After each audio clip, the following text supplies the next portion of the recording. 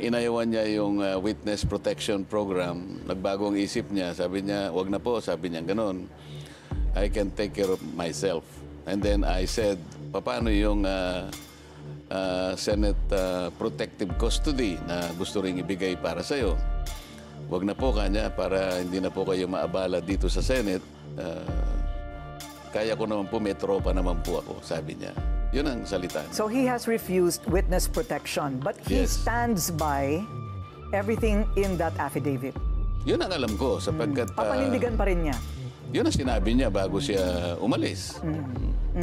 Okay, so hindi po ninyo alam, pinaghahanap ba siya ng tao? I mean, in law, pwede po ba siyang hanapin at pilitin na umappear sa Senado?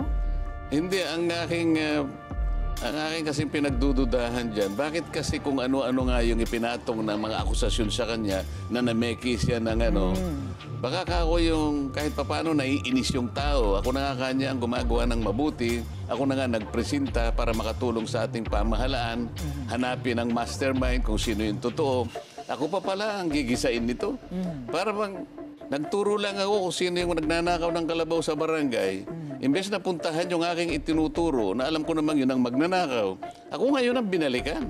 So, maaaring nadi-discourage. Pagkatapos, mayroon pang nagsasabi na pinapressure siya na palitan ang kanyang testimony, mag-recant siya, alalahanin mo ikaw yung pamilya mo.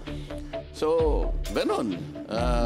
Baka nga, hindi naman imposible na maaaring people are working on him para lamang mag-iba siya ng statement. Bago lumabas o kaya ay wag na lang magpakita. Pero siya po ay isa sa mga iimbitahan daw sa resumption ng Blue Ribbon Committee hearings. Ano po sa palagay ninyo? Magpapakita ba siya o hindi?